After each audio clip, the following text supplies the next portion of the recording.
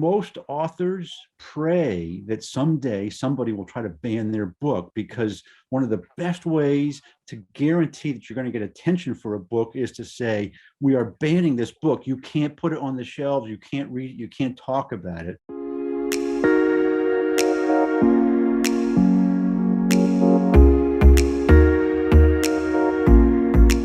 Hi, I'm Maxwell Nosfish, Manager of Visitor Experiences at the First Amendment Museum located in Augusta, Maine. Today I have a very interesting guest with me, just in time for Banned Book Week. It's author and writer Spencer Stevens. Stevens is the author of two books, Blood Lily and Church of Golf. He also resides on the coast of Maine. So welcome, Spencer. Thank you very much, Max. Nice to see you. Appreciate being here.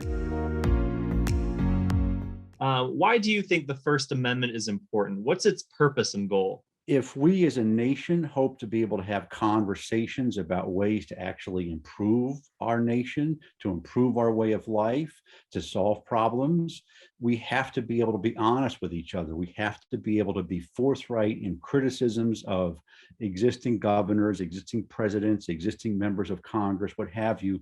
If we don't have that, we have a really hard time getting to the heart of matters, which means we have a hard time moving forward as a society and a nation. How has the First Amendment intersected with your career as an author? I was a journalist and wrote for daily papers, and one in North Carolina, one in Maryland.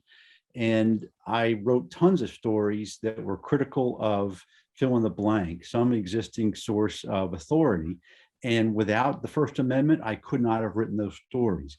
In the book that I most recently published, Blood Lily, it's about a woman who is subject to oppression from the religious zealots, for lack of a better word, in her home country of Saudi Arabia. And she dreams of escaping to beautiful Maine. And she's free to keep the portions of Islam that she believes in and feels comfortable with. She's free to jettison those that she's not comfortable with. She's free to speak to friends and neighbors about her ideas and thoughts. She doesn't have to worry about whether somebody she's speaking to is going to rat her out to the authorities as a dissident or as a troublemaker. And storylines like that all come from the idea that we have that freedom of speech and we have freedom of religion, that our country is a haven and is one that allows people to reach their full potential because they can do and believe and speak freely. Do you think censorship is ever appropriate or could be justified? That's a really hard question. And I think the answer is probably yes. Some examples come to mind. It's generally not legal to yell fire in a crowded theater if there's not a fire there. And you might refer to that as a form of censorship.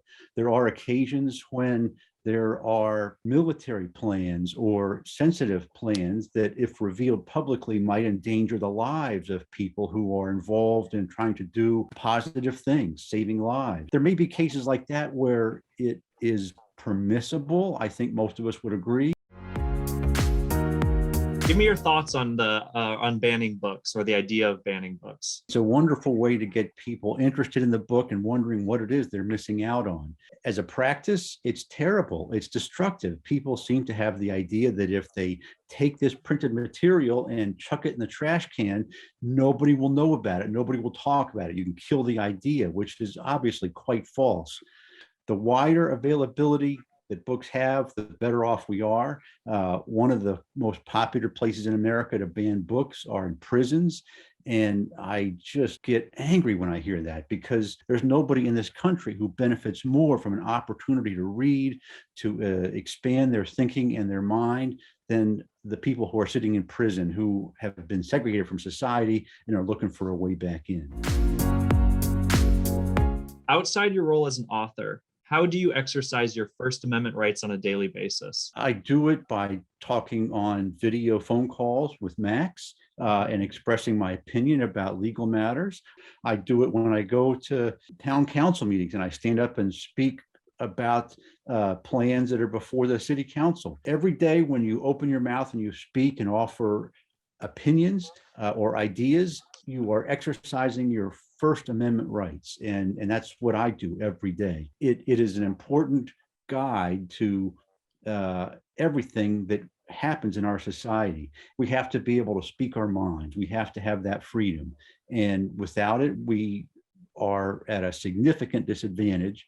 And when I'm daring enough to offer opinions, I'm always mindful of the fact that I have a right to do that. And I'm very pleased for that right. Thanks again, Spencer, for joining us.